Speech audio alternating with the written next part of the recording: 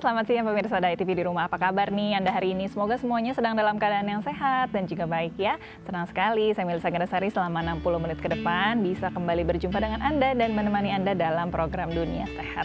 Ya pemirsa Dunia Sehat, bagi Anda yang memiliki anak-anak dan balita nih, coba dicek nih imunisasi atau vaksinnya. Apakah sudah diimunisasi campak dan juga MMR? Nah, dikarenakan anak dengan daya tahan tubuh yang belum sempurna, ini rentan terkena dengan penyakit, salah satunya adalah penyakit yang namanya gondongan. Nah, saya punya informasi nih ya, gondongan adalah penyakit yang menyebabkan kelenjar parotid atau kelenjar yang memproduksi air liur ini mengalami pembengkakan oleh karena infeksi virus. Nah, penyebaran virus gondongan bisa terjadi secara tidak langsung atau melalui media perantara, misalnya memakai gelas atau handuk yang juga sudah dipakai oleh penderita. Tuh kan, gampang sekali nih penularannya, makanya harus segera dicek ya, vaksinasi di anak Anda nih sudah dapat belum nih untuk penyakit gondongan ini. Di episode Dunia Sehat kali ini kita mau bahas nih mengenai penyakit gondongan karena di Amerika Serikat penyakit gondongan ini kelihatan sebagai wabah dari awal Januari 2017 hingga Maret 2017 ditemukan lebih dari 1.000 kasus penyakit gondongan pada anak. Itu di Amerika ya. Nanti kita bahas kalau di Indonesia seperti apa nih. Nah, nanti bagi Anda juga yang ingin tanya mengenai gondongan pada anak ini, Anda bisa tanya langsung kepada dokter di sini. Hubungi kami di 021 290 32644 atau bisa juga mention di Twitter kami di @daai_tv lalu disertakan hashtagnya Tagar Dunia Sehat. Nanti kita kenalan dengan dokter, ngobrol-ngobrol ya. Tapi sebelumnya kita simak dulu ada sekilas informasi berikut ini.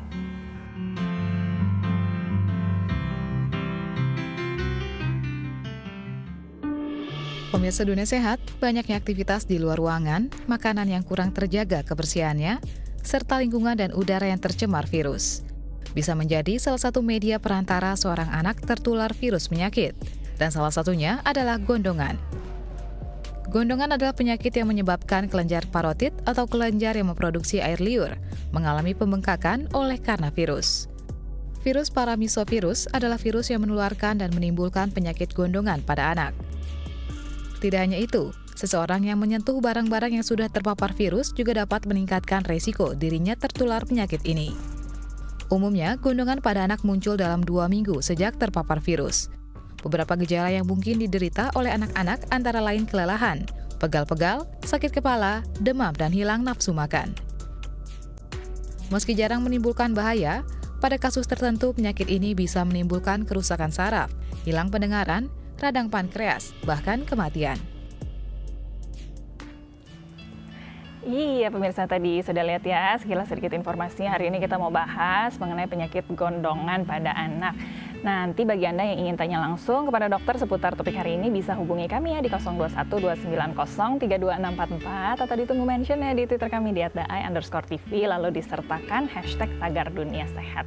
Kita langsung kenalan dengan dokter ya. Hari ini sudah hadir bersama dengan saya Dr. Sri Sulastri Kartanida, SPAK, spesialis anak konsultan dari Mitra Keluarga Kelapa Gading. Halo, selamat siang dokter. Halo Melisa, apa kabarnya dok? Kabar baik. Baik sehat. Ya, terima kasih ya sudah datang di Dunia Sehat. Hari ini mau bahas mengenai penyakit gondongan. Boleh diceritakan ke pemirsa penyakit gondongan nih ada istilah medisnya dan sebenarnya apa sih pengertiannya dok? Oke, terima kasih Melisa. Selamat siang para pemirsa. Gondongan itu istilah awamnya gondongan. Sebetulnya nama-nama lainnya itu banyak. Parotitis, yaitu infeksi di kelenjar parotis, kelenjar air liur, atau MAMS. Nah itu sama. Jadi itu adalah merupakan infeksi akut dari virus dan menular. Dan biasanya ditandai oleh pembesaran kelenjar air liur, terutama kelenjar parotis yang ada di bawah telinga kita. Oke, jadi penyakit yang infeksi dari virus ya, tapi pemekakannya ada di kelenjar air liur. Kelenjar air liur itu letaknya ada di mana sih dokter? Jadi kelenjar air liur itu banyak sebetulnya di tubuh kita. Jadi terutama yang paling besar itu adalah kelenjar parotis. Mungkin saya bisa lihatkan ada gambarnya ya. Di rumah. Ada beberapa. Nah ini mungkin boleh ditunjukin dok? Ya, ini kalau yang klinis depan ya. Sini dokter. Nah, oke. Boleh dibuka lagi dokter. Iya. Nah, ini kalau gondongannya terlihat sepertinya pipinya. Ini bukan anaknya gendut ya, tapi ini udah bengkak ini ya. sebelah kiri yang terlihat. Kelihatan lebih sebelah besar kiri, ya. Nah ini satu, tapi seringnya 2, tapi bisa 1, tapi paling sering 2. Ini biar kelihatan bedanya gitu ya dok ya. Ini sebelah. Nah ini kelenjar air liur itu banyak di tubuh kita. Ini yang paling besar itu adalah kelenjar parotis. Ini yang biasanya dikeluhkan. Jadi pasien atau anak-anak di bawah ibunya datang ke kita itu biasanya dengan pembesaran kelenjar parotis yang ini nih. Jadi di bawah telinga sampai di bawah ke telinga. bawah leher sini ya. Nah ya bisa meluas karena jaringan kulit dan jaringan otot di bawahnya juga ikut udem. Jadi sehingga terlihatnya besar sekali. Kayak dagunya hilang jadi, gitu ya, Dok? Nggak terlihat batasnya, dia hanya bengkak gitu. Kemudian kelenjar lainnya itu di bawahnya, di bawahnya itu di bawah rahang bawah. Rahang kita ya. Jadi kelenjar submandibula ini juga menghasilkan air ludah. Kemudian satu lagi, jadi di sini posisinya di bawah dagu kita. Di bawah rahang bawah. Rahang bawah ya. Di sini. Nah kemudian satu lagi ini di bawah lidah ya. Nah itu biasanya di sini di bawah. Di bawah dagu kita, di bawah dagu ini 3, dan ada 600 lagi kelenjar air liur yang minor, yang kecil-kecil berada dalam mukosa mulut kita. Nah itu semua menghasilkan air ludah, tapi yang paling banyak menghasilkan air ludah ini yang submandibula ini, yang di bawah rahang. Itu yang paling bisa kena. Nah ini Pak, ini biasanya yang besar itu ya. Yang besar, yang di bawah pipi.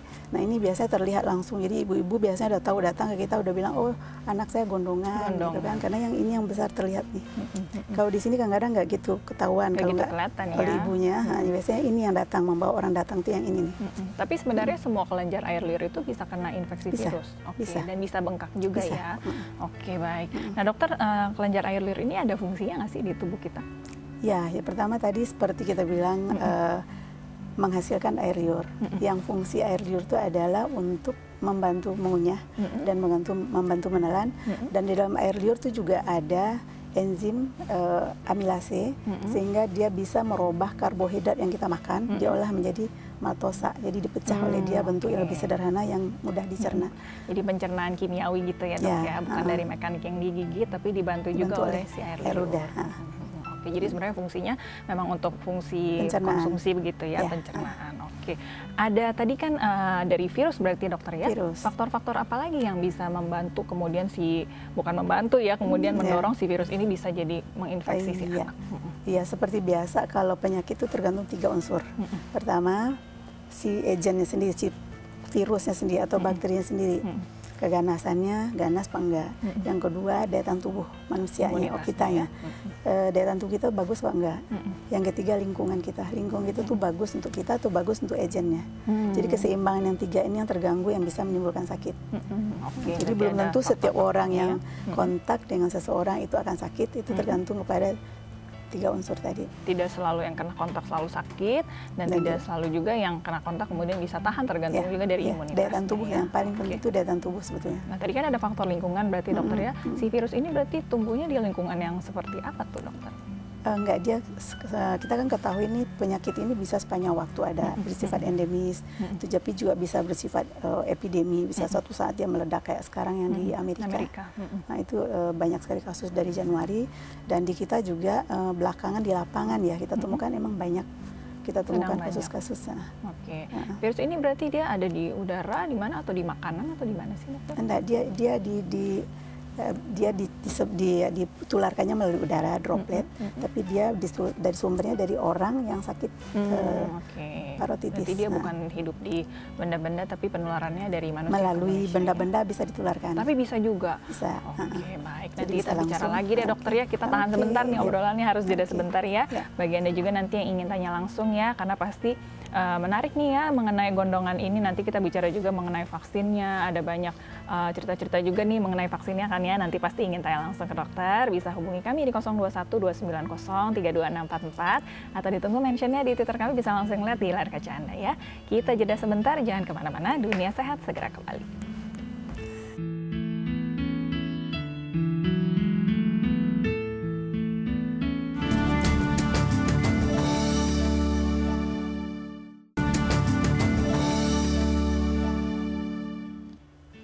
Nah, kembali lagi di Dunia Sehat pemirsa. Hari ini kita sedang membahas mengenai penyakit gondongan pada anak. Bagi Anda yang ingin tanya langsung kepada dokter nanti ya, bisa hubungi kami di 021 290 32644 atau bisa mention di Twitter kami di @ai_tv, sertakan hashtagnya Tagar Dunia Sehat. Kita lanjut lagi ya ngobrol dengan Dr. Sri Sulastri Kartanida, SPAK, spesialis anak konsultan dari Mitra Keluarga Kelapa Gading.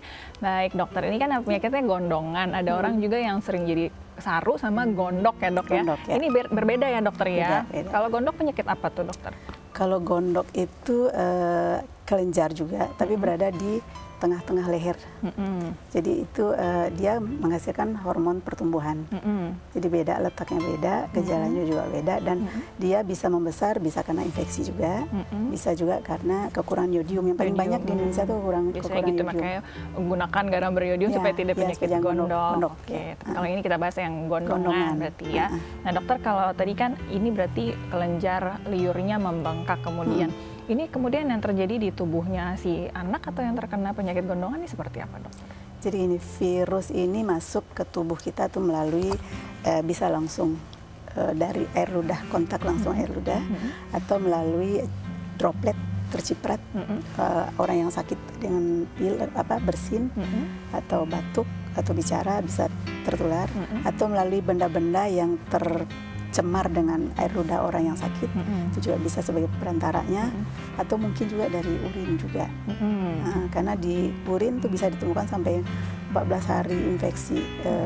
Infeksi itu masih bisa ketemu dari virusnya masih hidup sampai 14 hari. Oke. Kemudian setelah dia tadi jadi infeksi, apa yang kemudian terjadi di tubuh si penderitanya, dok? Iya, setelah melalui masa inkubasi, jadi mulai dari virus masuk ke tubuh kita, kemudian ada waktu sekitar 14 hari sampai 25 hari itu masa inkubasi. Jadi mulai masuk sampai dengan timbul gejala sekitar 14 sampai 24 hari. Biasanya seperti infeksi umum, ya bisa lemas, bisa sakit kepala, bisa susah makan. Yang paling nyeri adalah otot-otot leher, dan kemudian diikuti oleh pembesaran dari kelenjar parotis tersebut, kelenjar air liur. Karena pokoknya dia membengkak karena infeksi tadi ya. Tadi selain dari air liurnya membengkak, dia bisa jadi ada karena sulit juga makan, tapi produksi air liurnya sendiri juga jadi terganggu. Berkurang, ya. Oh, jadi berkurang. Okay. Dan biasanya sakit itu lebih sakit waktu dia mengunyah, waktu dia nelan, waktu dia berbicara atau membuka mulut. Itu akan terasa lebih sakit. Karena ada yang bengkak kemudian ya. Kalau dari umurnya tadi kan ini banyak di anak-anak berarti ya. Di usia berapa biasanya anak-anak bisa kena gondongan nih dokter? Sebetulnya anak yang paling banyak itu 15 tahun ke bawah. Tetapi insiden tertinggi itu pada umur 5 sampai 9 tahun. 5 sampai 9 tahun. Paling banyak kena. Ini karena dia sudah banyak berinteraksi dengan orang lain, atau kenapa tuh dokter di umur segitu? Iya, karena dia banyak berkontak dengan dunia luar ya. Dengan dunia luar, makanya jadi bisa lebih mudah ya. Seperti di sekolah lah sekarang sekarang nih. Sekarang banyak tuh kasus di lapangan anak-anak yang gondongan itu mungkin karena kekurang tahuan daripada masyarakat kita. Jadi ada anak yang sudah jelas gondongan terus dibiarin sekolah. Sayang nggak sekolah gitu kan, karena anaknya mungkin tidak merasa sakit sekali gitu loh.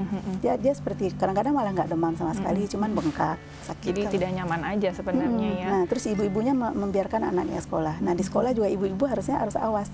Dia harus lihat kalau ada anak yang gondongan, dia harus tidak boleh masuk sekolah karena dia nularin ke teman yang lain. Jadi bisa satu kelas itu bisa berapa anak kena karena ya kurang awas.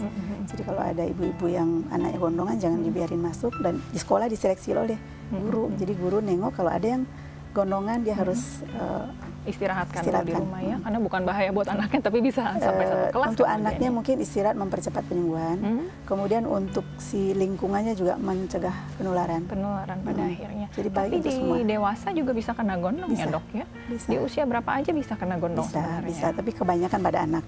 Cuma pada dewasa mungkin resiko untuk komplikasi ke orkitis itu lebih ke testis ya. Testis itu lebih banyak pada dewasa dibandingkan anak. Oke, kita bahas sedikit berarti komplikasinya ya dok ya. Kalau kena gondong komplikasinya apa sih dok?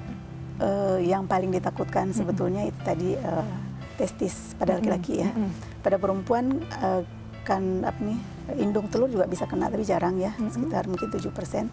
Pada laki-laki testis itu bisa komplikasinya. Dan yang ditakut adalah terjadinya mandul. Walaupun itu jarang, mandul bisa terjadi kalau dua-duanya kena biasanya. Testis kiri kanan kena. Jadi bisa sebelah, bisa dua-duanya. Kalau dua-duanya itu mungkin lebih ada kemungkinan untuk mandul. Walaupun itu jarang. Testisnya jadi bengkak juga bengkak, merah, sakit. Itu berarti komplikasi. Tanda-tanda radang secara umum. Oke. Itu tapi kalau terjadi di dewasa ya, Dok ya? Dewasa. Di anak-anak bisa juga di anak, tapi kejadiannya mungkin sekitar 14% kali ya. Oke, lebih kecil ya komplikasinya. Jadi dewasa tuh umur 15-29 tahun tuh banyak. Sekitar 14-30% lah. Oke, jadi banyak juga sebenarnya kalau di dewasa ya. Nah kalau tadi kan yang pria dan wanita juga bisa kena. Ada yang lebih besar resiko lebih terkenanya nggak, Dok, kalau dari gender? Kalau untuk parotitis secara umum sama. Kejadian laki pada perempuan sama. Sama aja ya, karena tadi komplikasinya juga ternyata di perempuan di indung telur juga bisa ya? Bisa, tapi jarang. Tapi jarang ya, oke baik. Nanti ngobrol lagi ya, Dokter ya, harus jeda lagi nih. Topiknya seru, jadinya kita harus jeda kembali. Saya pengen terus-terusan ngobrol sama dokter nih. Bagi Anda juga mungkin yang nanti ingin tanya langsung kepada dokter ya, pasti ya nanti bisa tanya langsung ke dokter, hubungi kami di 0212903264 atau mention kami di Twitter kami, bisa langsung lihat di layar kaca Anda ya. Sebelum jeda kita simak dulu ada info sehat, buah yang baik untuk penderita gondongan. Ini dia.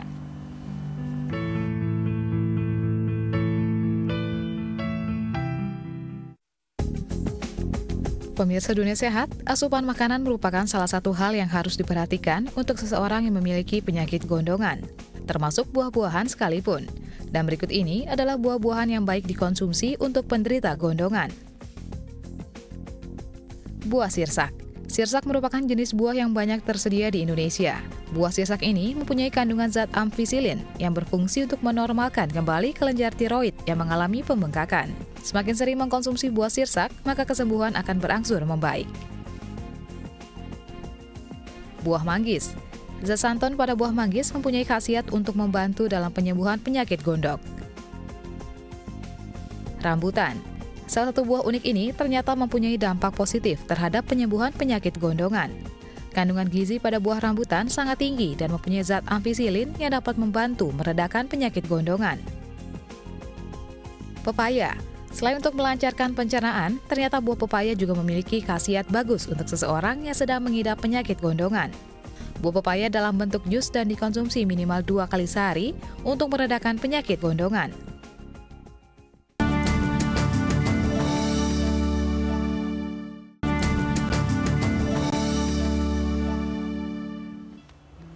Iya, Anda masih bersama dengan kami di Dunia Sehat. Kita masih membahas mengenai penyakit gondongan pada anak. Nanti Anda yang ingin tanya langsung kepada dokter seputar topik hari ini, bisa hubungi kami ya di 0212903264 atau ditunggu mentionnya di Twitter kami di @ai_tv, disertakan hashtagnya tagar Dunia Sehat. Kita lanjut lagi ya ngobrol dengan Dr. Sri Sulastri Kartanida, SPAK, spesialis anak, konsultan dari Mitra Keluarga Kelapa Gading. Dokter tadi sempat sebutkan sedikit gejala-gejala kalau penyakit gondongan ya, boleh diberitahu lagi lebih jelas apa saja dokter gejalanya nih? Yang pertama secara umum seperti infeksi umumnya ya, pertama ya lemas, lesu kali ya, sakit kepala, kemudian bisa nafsu makan berkurang, kemudian pembesaran kelenjar, air liur yang dan sebelumnya mungkin rasa nyeri yang paling menonjol di daerah otot-otot leher dan buka mulut gitu ya. Sakit kalau buka mulut sakit. Ada demamnya nggak, dokter? Bisa demam, bisa enggak. Bisa enggak. Jadi nggak selalu. Jadi kadang-kadang orang datang ke kita itu dia hanya datang dengan pembesaran kelenjar tanpa demam. Oke. Dia dari infeksi kemudian sampai jadi bengkak itu berapa hari sih, dokter? Jadi masa inkubasi itu tadi 14 sampai 25 hari lah. Di tengah-tengah itu udah mulai bengkak tuh, dokter? Apa setelah lewat 14 baru bengkak? Setelah 14 hari baru muncul. Jadi masa inkubasinya mulai dari agennya masuk ke tubuh sampai timbul gejala. Jadi nggak ada gejala sebelumnya. Setelahnya baru muncul pusing, kurang nafsu makan, kemudian jadi bengkak gitu ya. Bisa demam atau enggak juga. Setiap bengkak itu bisa sampai berapa besar sih, dokter? Bengkak itu nggak ada patokan ya, tapi yang jelas dia bengkak tuh cepat. Jadi dalam beberapa jam bisa bengkak. Cepat, progresif, tapi maksimum tuh sampai 1-3 hari selesai. Dan dia kempes, sekitar 3-7 hari setelah itu dia kempes. Itu berarti infeksinya sudah hilang tuh kalau sudah kempes? Kempes biasanya hilang, tapi itu tadi sampai di urin kan bisa sampai 14 hari masih ketemu tuh virusnya masih ada di urin. Kalau tadi yang bisa sampai bengkak ke testis itu berapa lama tuh, dokter? Sama aja ya? Biasanya komplikasi umumnya setelah 1 minggu. Jadi sesudah seminggu, 1-2 minggu sesudah gejala pertama baru muncul. komplikasinya. Komplikasi bengkak ke tempat yang lain. Nah dokter, ini kan lokasinya dekat juga dengan amandel ya dok ya. Cara membedakannya dengan amandel seperti apa tuh dok? Jadi gini, kalau misalnya kita dapat infeksi parotitis ini, mumps ini, kan bengkak tuh, kelenjar bengkak. Tapi laring atau saluran nafas kita, tenggorokan kita juga ikut bengkak. Dan kepala tumole itu langit-langit yang lunak yang di atas. Yang di atas itu juga bengkak, sehingga amandel kita tuh terdorong ke tengah jadinya. Sepertinya amandel ikut terlibat. Padahal tuh dia hanya terdorong karena karena bengkak dari kepala tumole tadi. Jadi bukan, dia nggak terlibat. Sebenarnya amandelnya hanya terdorong karena bengkak di jaringan sekitarnya dia. Oke, tapi itu bisa dibedakan ya dok ya, kalau amandel biasa kan nggak bengkak. Kalau amandel infeksi kan di amandelnya jelas tanda-tanda infeksi. Jadi ada merah, ada udem, atau mungkin ada titik-titik nanah di situ. Kalau udah kronik dia bisa berulang, bisa ada titik nanah di situ. Jadi tanda-tanda infeksinya itu ada di amandelnya. Dan biasanya sakit tenggorokan juga ya? Bisa sakit tenggorokan, bisa demam, bisa sedangkan kalau yang gondongan ini tadi tidak sakit tenggorokan ya? Enggak, tapi susah makan itu tadi, jadi bisa dibedakan ya. Makan. Oke, baik. Nah dokter, tadi kan kalau di Amerika tadi dari Januari sampai Maret lagi wabah banget ya. Kalau di Indonesia saat ini banyak juga dokter? Kalau data dari ini kita nggak punya data yang akurat kali ya. Cuman di lapangan terakhir-terakhir ini memang banyak. Jadi hampir setiap hari kita ketemu dengan pasien gondongan.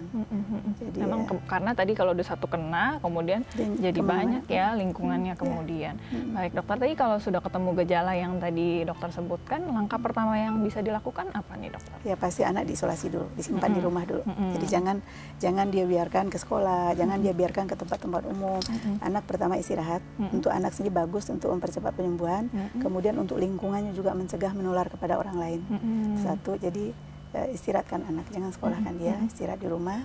Kemudian mungkin kita berikan makanan atau makanan yang mungkin dia nggak susah untuk menggigit, nggak perlu dia mengunyah. Jadi mungkin makanan yang lembut dan cairan yang cukup, istirahat yang cukup, makanan yang lembut, cairan yang cukup. Kemudian kalau mengganggu, kalau sakit mungkin diberikanlah obat-obat penurun pengurangi rasa nyeri tersebut. Ya.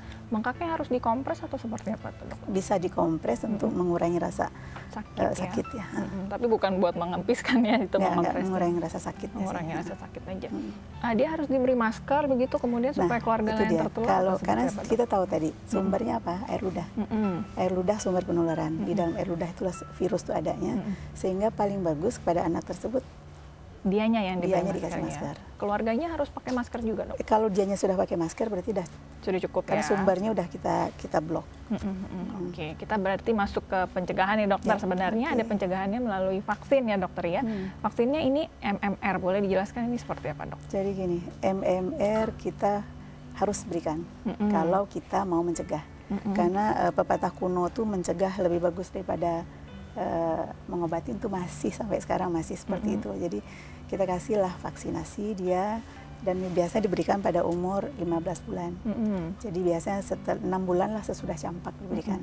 Sesudah campak 6 bulan kemudian baru boleh diberikan. Ya. Berarti batas minimalnya MMR ini 15 bulan ya dok ya? Iya, kalau misalnya kita berikan anak yang umur 9 bulan berarti ya sekitar umur 15 bulan baru kita berikan MMR.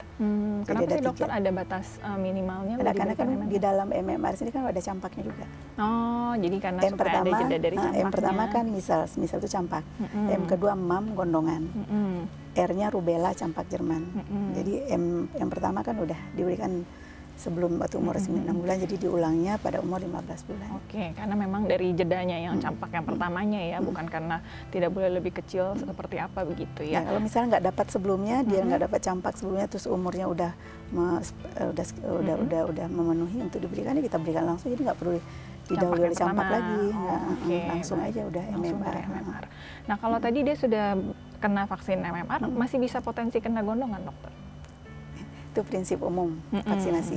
Vaksinasi itu kan tujuan idealnya adalah tidak kena sama sekali.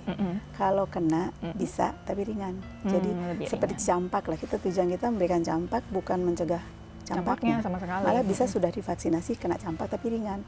Yang paling ditakutkan campak komplikasinya, termasuk juga gondongan. Komplikasinya kita takutkan. Jadi memang vaksin ini bukan proteksi sama sekali, tapi kalau sampai kena pun tidak terlalu parah kemudian ya. 97% bisa diblok kok. Oke, baik. Tadi kan kalau batas minimalnya sebenarnya tidak ada, kecuali kalau memang pernah campak 15 bulan baru diberikan MMR. Kalau usia dewasa ada batasnya nggak, dok? Misalnya 15 bulan sudah lewat, diberikan saat dewasa boleh? Nah, boleh. Jadi gini, misalnya orang-orang yang mau nikah nih, mau nikah ya mungkin ya di samping diperiksa torsnya, bisa diberikan vaksin MMR, mencegah rubelanya, mencegah gondongannya, mencegah campak. Ya campak biasanya sih pada umur-umur kecil, tapi nggak menutup kemungkinan belum pernah pada masa kecilnya. Jadi dicegah. Oke. Karena kalau lagi hamil karena gondongan ada komplikasi apa ya, dokter, ke janinnya? Iya, kalau hamil, ibu hamil itu bahaya sekali kalau pada triwulan pertama. Kalau triwulan pertama dia gondongan, terus dia bisa bikin abortus. Jadi bayinya bisa keluar. Bisa abortus kemudian. Kalau triwulan 3 bisa terjadi adalah bayi yang lahir tuh memberikan gejala-gejala yang gondongan juga. Ya. Oke. Selama masa sebulan pertama lah. Oke, baik. Nanti ngobrol lagi berarti, dokter ya. Karena katanya kan vaksin MMR lagi jarang nih. Nanti kita bicara nih ya mengenai masalah tersebut ya. Bagi Anda juga yang ingin tanya kepada dokter ya seputar topik hari ini, masih bisa ya hubungi kami di 021-290-32644 atau di mention di Twitter kami di @ai_tv, sertakan hashtagnya Tagar Dunia Sehat. Kita jeda kembali, tapi sebelumnya kita simak dulu ada info sehat lagi, imunisasi tambahan pada anak. Ini dia.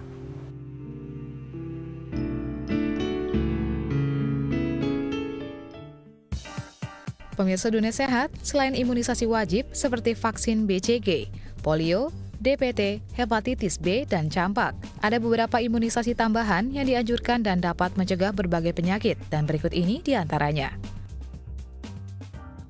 Pneumococcus atau PCV memberikan manfaat melindungi tubuh dari bakteri Pneumococcus yang bisa menyebabkan meningitis, pneumonia, dan infeksi telinga. Waktu pemberian yang tepat adalah usia 2 bulan, 4 bulan, 6 bulan, serta 12 hingga 15 bulan. Dan bayi yang berisiko tinggi mengalami kolonisasi pneumococcus, yaitu bayi dengan infeksi saluran napas atas, bayi yang tidak mendapatkan ASI, dan bayi yang tinggal di negara 4 musim. Influenza melindungi tubuh dari beberapa jenis virus influenza. Waktu pemberian yang tepat adalah setahun sekali. Sejak usia 6 bulan, bisa terus diberikan hingga dewasa. MMR atau Measles, Mumps, Rubella memiliki manfaat untuk melindungi tubuh dari campak, gondok, dan rubella. Waktu pemberian yang tepat adalah 15 bulan dan diulang saat anak usia 6 tahun. Tifoid melindungi tubuh dari bakteri Salmonella typhi yang menyebabkan demam tifoid. Waktu pemberian yang tepat pada umur di atas 2 tahun dan diulang setiap 3 tahun. Hepatitis A manfaatnya melindungi tubuh dari virus hepatitis A yang menyebabkan penyakit hati, dan waktu pemberian yang tepat pada anak usia di atas 2 tahun, 2 kali dengan interval 6-12 bulan. Varicella memiliki manfaat melindungi tubuh dari cacar air, waktu pemberian yang tepat pada umur di atas 5 tahun. Imunisasi varicella tidak boleh diberikan pada anak yang sedang demam tinggi, limfosit yang rendah, alergi terhadap neomisin, dan adanya defisiensi imun seluler. Human papilloma virus memiliki manfaat untuk melindungi tubuh dari human papilloma virus yang menyebabkan kanker mulut rahim, dan waktu pemberian yang tepat pada anak umur di atas 10 tahun. Diberikan 3 kali dengan jadwal 0, 1-2 bulan, kemudian serta 6 bulan kemudian. HIV memiliki manfaat untuk melindungi tubuh dari virus Haemophilus influenza tipe B yang bisa menyebabkan meningitis, pneumonia, dan epiglotitis atau infeksi pada katup pita suara dan tabung suara. Waktu pemberian yang tepat saat anak usia 2, 4, 6, dan 15 bulan. Tersedia vaksin kombinasi DTP dan HIB dengan daya imunogenitas yang tetap tinggi tanpa mempengaruhi respon imun satu sama lainnya.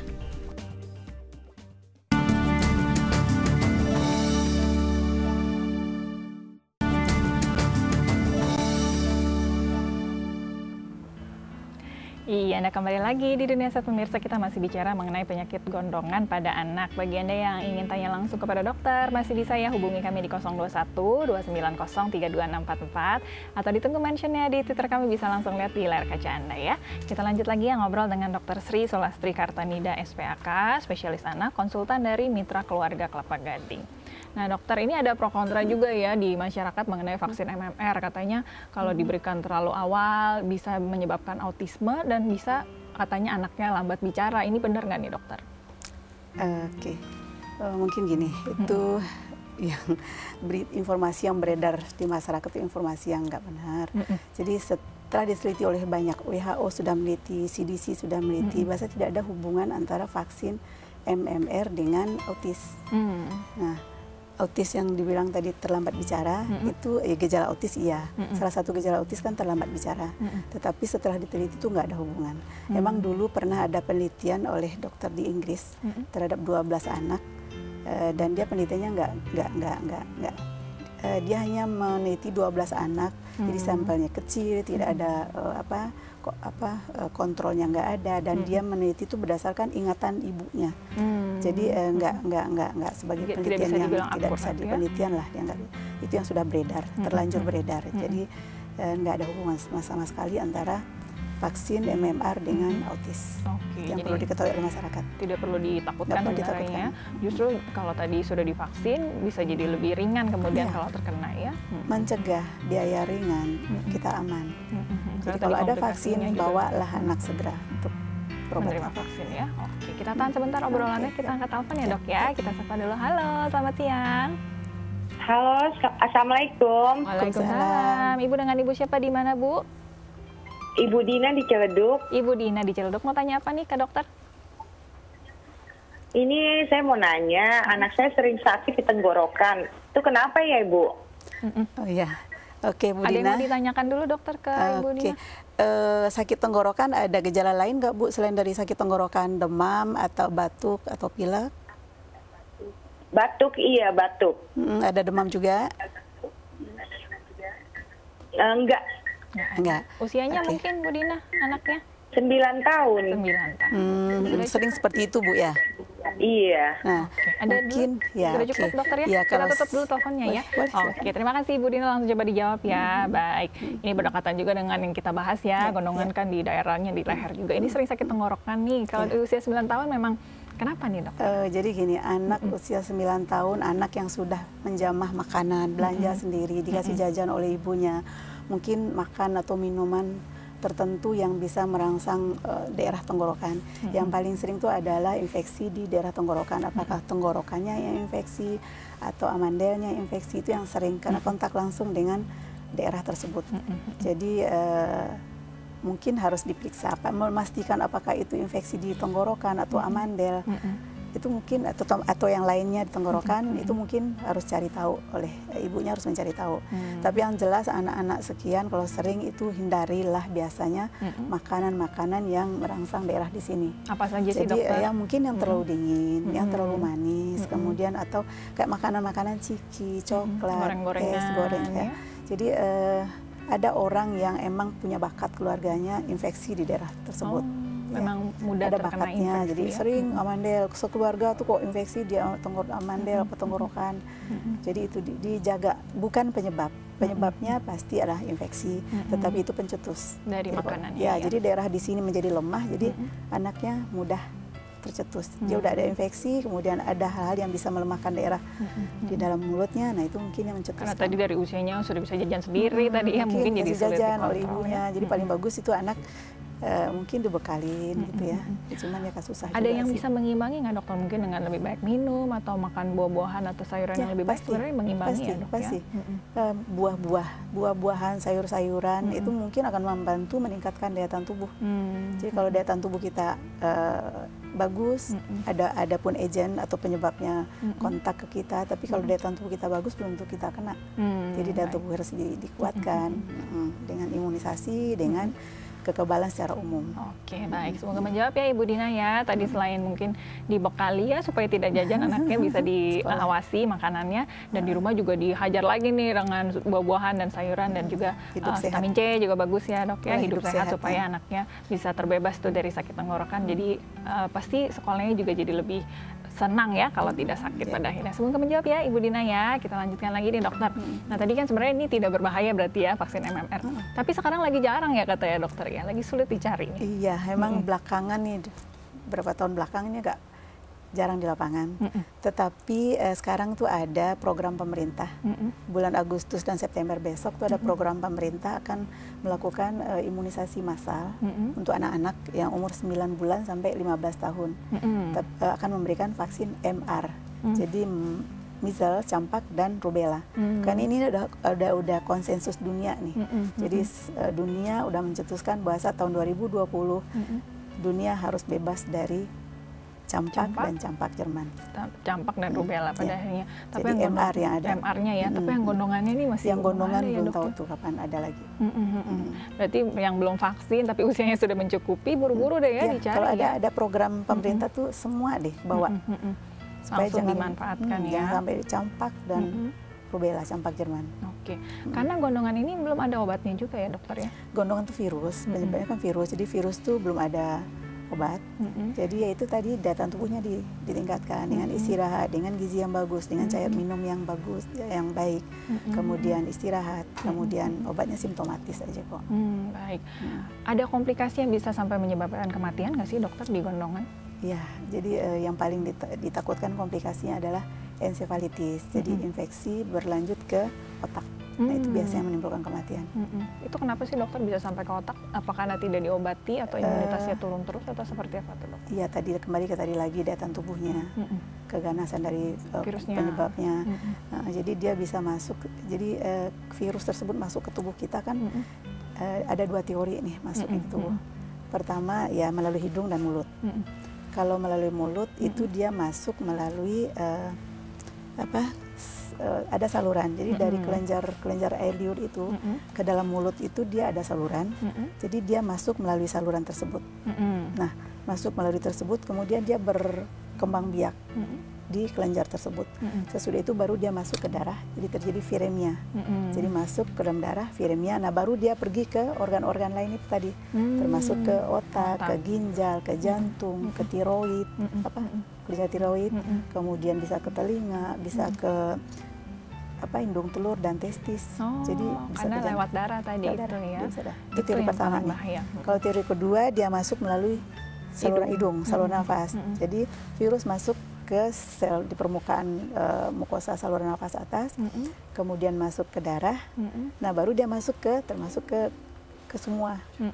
Jadi viremia dulu, baru masuk ke kelenjar gondongan dan lain-lain itu. Kalau tadi masuk dulu ke kelenjar liur, baru viremia, baru ke seluruh yang lain-lain. Nah, sekarang ke darah dulu, ke permukaan sel, masuk ke darah, baru ke tempat-tempat yang kelenjar gondongan, ke ginjal, ke mana-mana ya. Oke, baik. Jadi memang harus menjaga kebersihan juga pada akhirnya, tetap, karena tadi dari oral juga tetap dijaga. Bahaya ya. Oke, baik. Kita jeda kembali ya dokter ya. Dan kita juga masih menunggu nih telepon dari Anda bagi Anda yang masih ingin tanya ya seputar topik hari ini ke dokter, masih bisa ya, ada kesempatan untuk Anda hubungi kami di 021-290-32644 atau ditunggu mentionnya di Twitter kami di @the_i_tv sertakan hashtagnya Tagar Dunia Sehat. Kita jeda kembali, tapi sebelumnya kita simak dulu ada tips kesehatan gejala gondongan. Ini dia.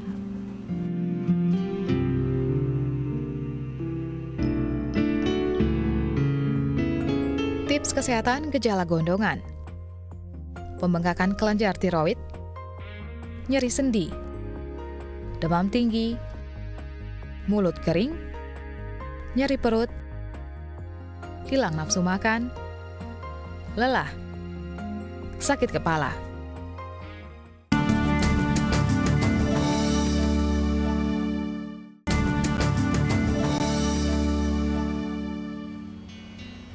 Anda kembali lagi di Dunia Sehat, masih bersama dengan kami di sini, masih membahas mengenai gondongan pada anak. Kita lanjutkan lagi ya obrolan kita dengan Dr. Sri Sulastri Kartanida, SPAK, spesialis anak konsultan dari Mitra Keluarga Kelapa Gading. Baik dokter, tadi kan kalau kita vaksin aja masih bisa kena gondongan nih. Kalau kita sudah pernah kena gondongan waktu kecil, dewasa nanti atau di pertengahan remaja bisa kena gondongan lagi nggak dokter?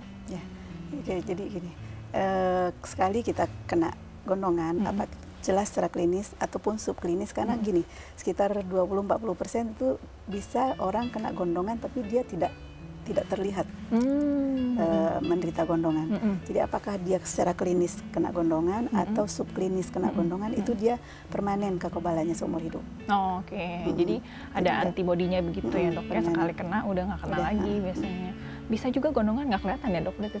Bisa. Oh, jadi nggak kelihatan bengkak gitu, tapi sebenarnya jadi kadang-kadang gini, orang menderita orkitis atau testis, terus bisa jadi dari sana, jadi kita lihat secara epidemiologi lah, emang saat itu ada nggak epidemi, jadi wabah kejadian daripada gondongan. Bisa jadi dari situ. Tentu ada pemeriksaan tambahan mungkin yang diperlukan. Secara umum sih cukup dari klinis, tapi ada hal tertentu mungkin secara subklinis nggak ada, tapi ada manifestasi yang lain gitu kan.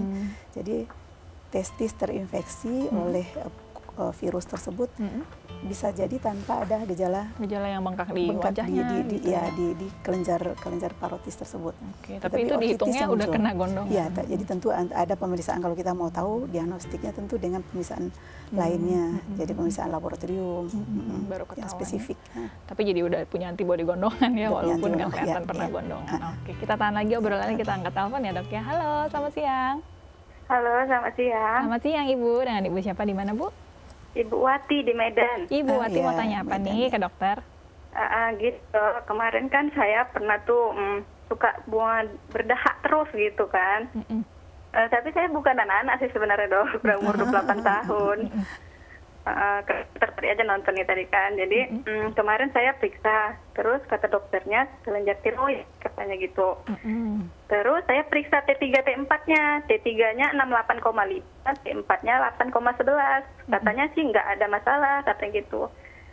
Nah, ini gimana ya dok ya? Tapi saya sering-sering buang-buang dahak gitu terus dok. Bagaimana solusinya? Kemudiannya dokter ada yang mau ditanyakan dulu ke Ibu Wati? Enggak, sudah cukup ya. Baik, kita coba jawab ya Ibu Wati ya. Padahal dokter sih dokter anak ya, tapi kita coba jawab sedikit boleh ya. Karena kebetulan nonton sih Bu ya. Kelenjar tiroid ini bisa jadi batuk berdahak terus tadi katanya. Tadi pemeriksaannya tuh pemeriksaan apa sih dokter?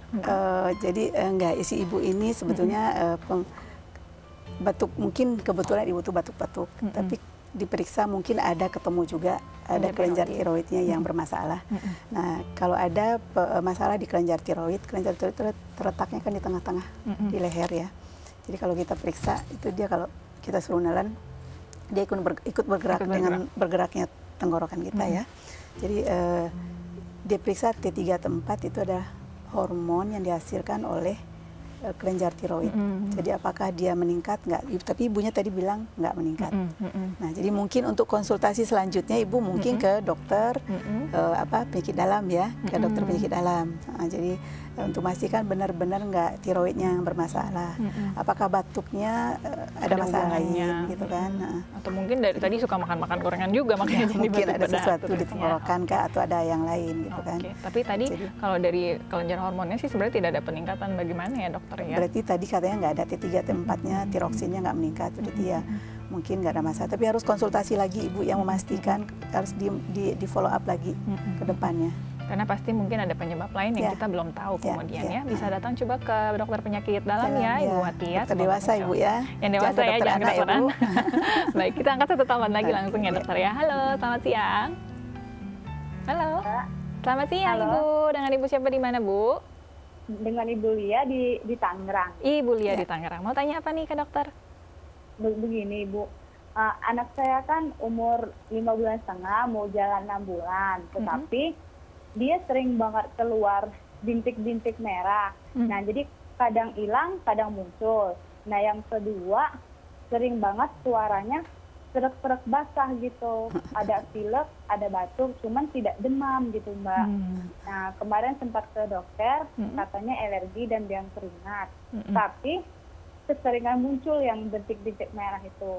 Apakah kesalahan ibunya makanannya atau bagaimana dok? Begitu. Terima kasih. Baik, ada yang mau ditanyakan dokter? Umurnya berapa Bu? 5,5 bulan tadi ya? Iya, mau jalan 6 bulan. Mau 6 Oh, iya, bulan. 6. Sudah cukup dokter ya? Cukup ya. Oke, baik. Boleh langsung dijawab ya, Ibu Lia. Ibu Baik, Lia, dokter. ya. Ini tadi katanya alergi ya, tapi kalau di bawah 6 bulan berarti belum MPASI, masih dari ibunya terus. Masih dari ibunya ya. Jadi tadi ibunya juga udah dapat informasi dari dokternya, karena itu kan kalau ada rash di kulit, itu kan dengan melihat kita tahu persis ini.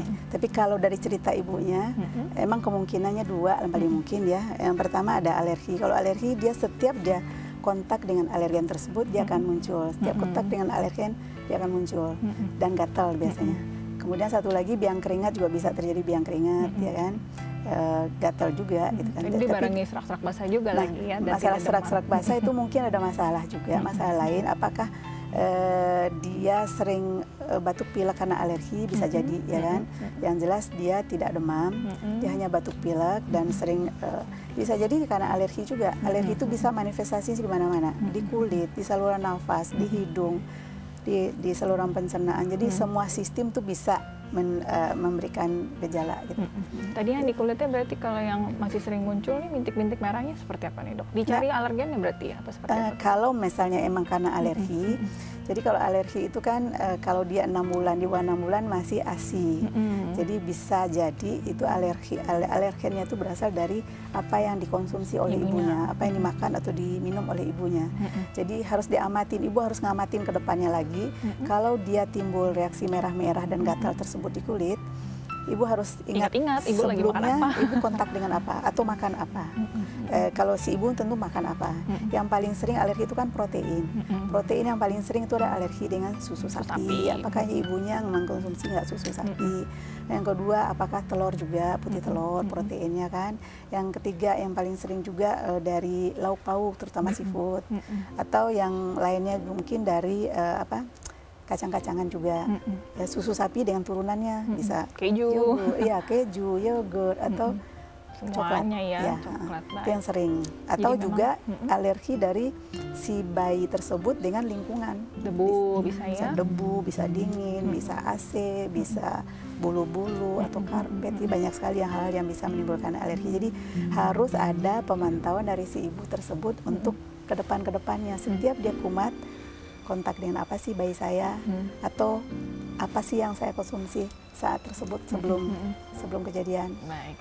Memang karena belum ada tes yang bisa langsung ketemu alerginya apa, yang memang harus kerja keras dari ibunya memantau, tapi suatu saat juga nanti bisa dites juga kok. Kalau mengganggu, ibu bisa datang ke dokter anak yang alergi itu bisa dites gitu kan. Oke, baik. Terima kasih dokter. Waktunya sudah habis nih, padahal masih pengen ngobrol sama dokter. Kapan-kapan datang lagi kita bahas penyakit lainnya ya, berarti ya. Baik, terima kasih juga bagi Anda pemirsa Dunia Sehat. Terima kasih sudah menyaksikan episode hari ini, dan bagi Anda yang ingin mengirimkan kritik saran kepada Dunia Sehat bisa mengirimkannya melalui SMS ya di 08898105.000 atau melalui Twitter kami di @ai_tv dengan hashtag tagar Dunia Sehat, atau bisa lewat Facebook kami di Dunia Sehat by TV. Akhir kata saya Melisa Ganesari pamit undur diri. Terima kasih atas kebersamaan Anda. Sampai jumpa dan salam sehat.